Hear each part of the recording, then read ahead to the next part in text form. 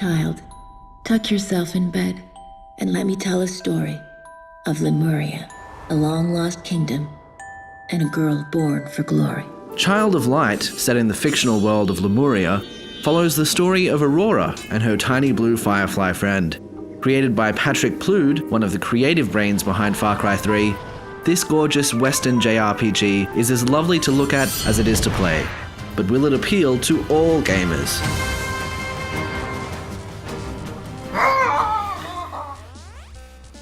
It's gone. Oh good, now I can see and do things at a normal speed. Hi, welcome to Games on Tap. I'm Matt. Lincoln? Taryn, And today we're going to be reviewing Child of Light, who contains this little blue fellow. Igniculus. Yeah. Alright, so you guys all played the game? Yes. Oh good, that's a good start. Yeah. Good start to the show. Excellent.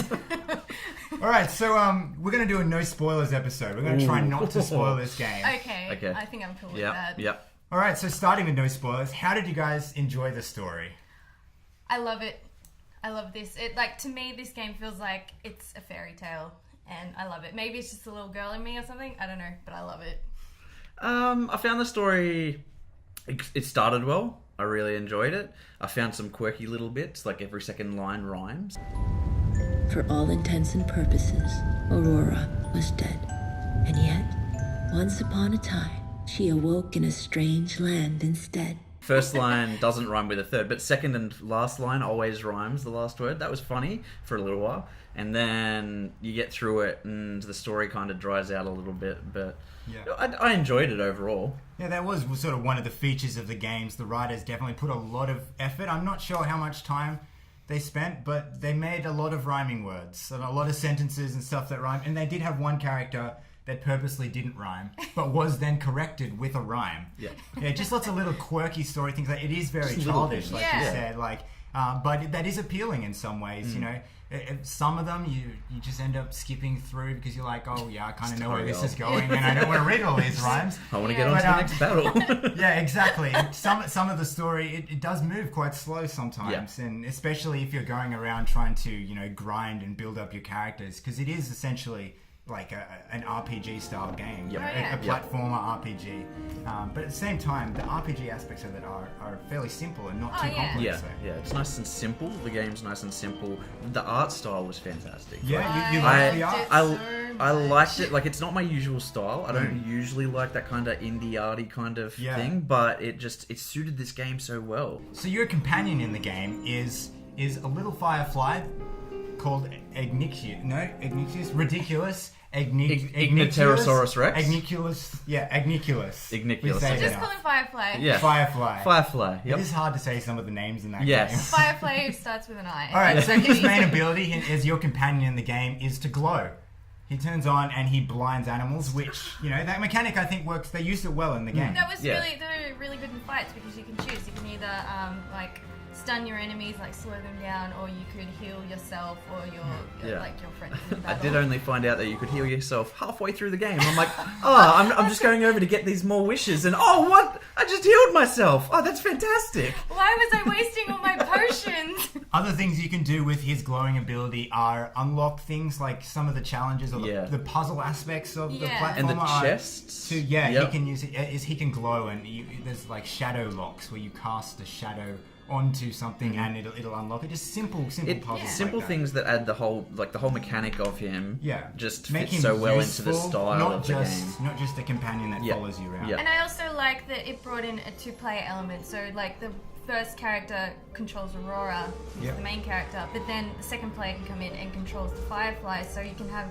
somebody else running around doing all the puzzles for you while you're keeps running through the... And Okay, it yeah. helps in fights too, because you don't have to... you're only concentrating on the two characters you're fighting with. You don't have to worry about the Firefly as well. And your friend's like, oh, stop that guy, or I need healing. So it's good. I like it. It's not fully two-player, but you can have someone come help you. Yeah, that brings. What platform did you play the game on? I was an Xbox One. Xbox One. Played it on PC. Yeah, I played it on PlayStation 4. Picked it up. It's a available download on only game. everything. Yeah. I imagined that it would probably be available Even through Wii U. Steam. And, Oh. yeah, I actually picked up a hard Let's not copy go there. from EB. So Yeah, I picked up a hard copy as well because for $30, it's a good play. Like even $15 on Steam, it's like you get your value out of it. It's about a definitely. 13-hour game, playing it from start to finish, and I felt like that's money well spent. Yeah, That's it's a definitely good one pick Yeah. up, put down game. Yep. It's not like pretty much every like battle action, there's your auto save icon going. So if anything comes up, you can easily put it down and move on. It's not like you have to put loads and loads of time into it, like like a quite complicated RPG like The Witcher or something. You can really just go in, do a few battles, pick up the story where you left off because it's not too complicated, and then just move on. Mm-hmm. And I like that, like, this was actually, the whole thing was a side project for the guy who did Far Cry 3. It's like, Ubisoft is like, oh, you can come use our engine, which is the one they use for Rayman, and you can totally see the Rayman in this game. Like, it's not super obvious, but you can see it, like, in the artwork, in the way that, like, the Firefly collects the wishes. Like, it's the same thing with the lums, and that's a side scroller. Like, you can totally see it's that engine. The side-scrolling aspect of it really suited that art style. Definitely. So, like, Lots of parallax effects, background far and you off. see like little things running around in the there's background. little creatures that follow you through the and areas. any like our little firefly friend like interacts with the backgrounds some of the backgrounds. Like you go into a building and there's lights hanging down. You accidentally You can swipe move them. past and you go. Oh, I love it. Like when we were going through the bar and there was all the drunk people, like the The town drunk that was all the crows, The drunk and it was just crows. like running around. Like I think there was like a classroom. There was all bells in the roof, and I just had the Firefly like going through the bells, and all the bells were ringing. And this is It's just awesome. pretty. It's just nice. It's the art style is it's just not nice. stressful. Yeah, It's I not. found even in the boss battles where you're like, this should be hard. Like I was still like, So how did you find the battle mechanics? I really liked it because I felt that I think it's like time action strategy or whatever. Yeah, like that it's real that mismatch. bar at Yep. the bottom, like there was a good strategy in there because you get there and you're like, okay, is someone about to attack me? Because then I should defend myself. Or if someone's about to attack, like that I can get beat in them, there I first. can Yeah. interrupt Yeah. them, Had That send little them that back. little That bit little of edge. the interruption bar at the end. Yep. Yeah.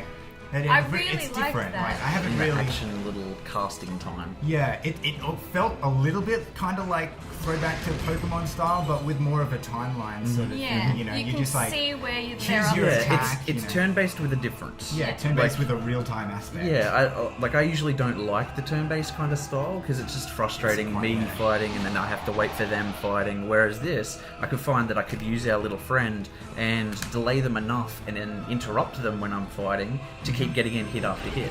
And I don't think in this game, I don't think like just mashing X to hit Just or wouldn't whatever, have been that the wouldn't have style. worked. It would I not have think this Yeah. really suits this game. Oh, for I sure. really do. Yeah.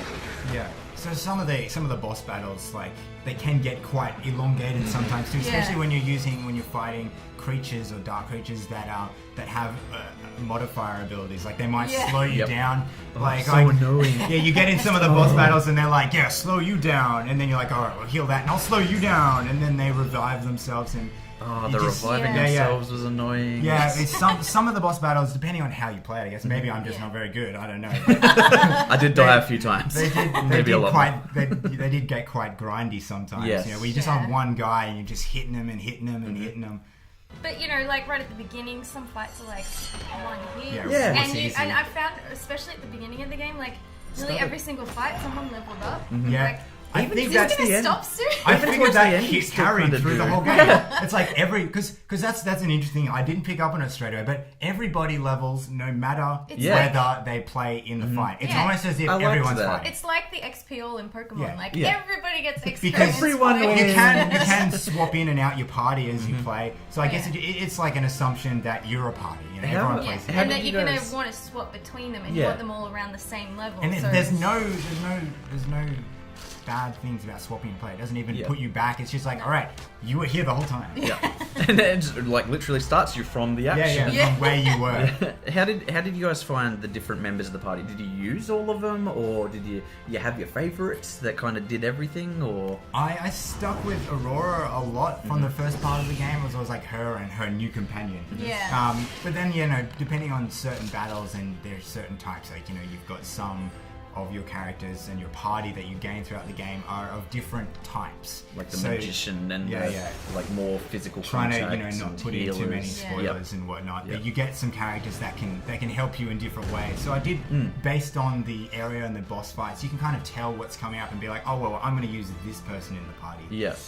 And like with the party, you do start with the person you last used. So if you're using Finn, the magician, the last time, he's your first companion, and you just swap him out if you think. I like that mechanic with the battles and the party. They had each had their specializations, so you had your magic that could hit in different types, and playing to your enemy. Yeah.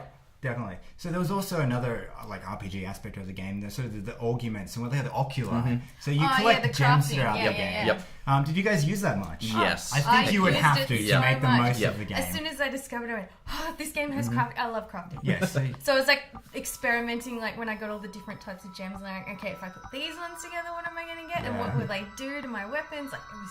It's very it's sort cool. of, it's like a color table elemental. So you got 3 base elements, 3 base gems, and you sort of mix and match them together to make bigger and better gems. And because you can just put them on, you can just augment them, and then you can remove them. So it's like, I'm going to go fight like a fire guy, so I'm just going to stack up on these ones and swap them around. You don't have to. Like the good thing about being able to remove them is you just get them back. You just keep getting better and better ones. So that helps the game sort of keep.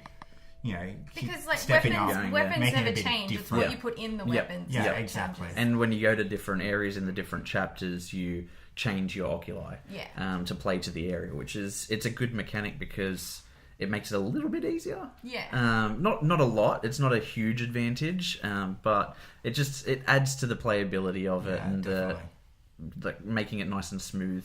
Yes, and not getting so frustrated. What do you, based on that, what do you think of the playthrough of the game? Would you play it again?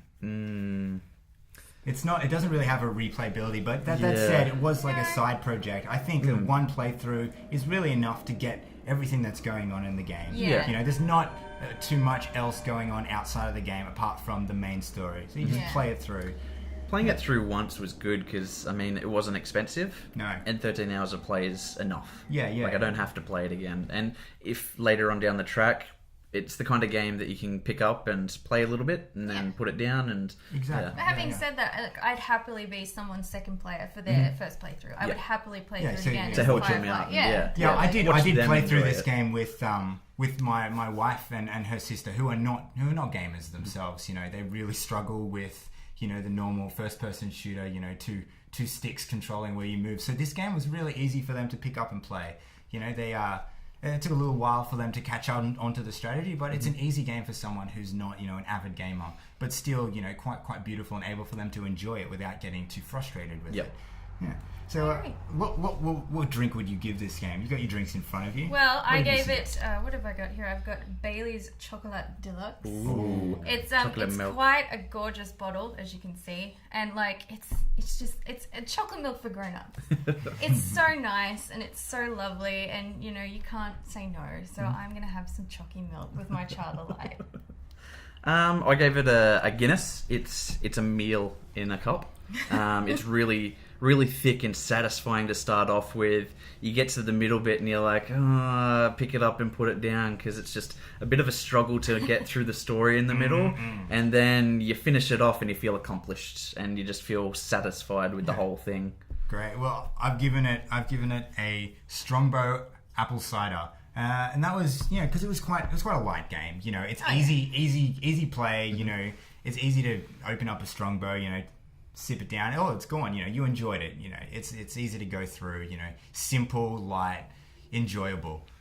That's sort of my opinion of an apple cider. So that fits well. Also, a ladies' drink.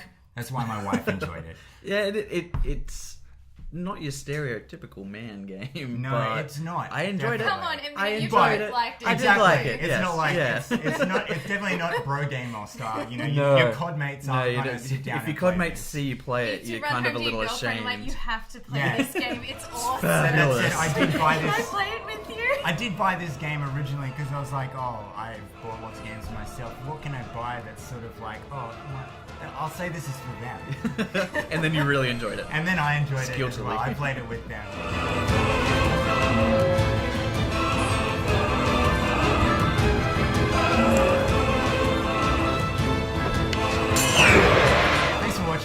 guys. We're going to come back next week with another game. Now, drink and game responsibly.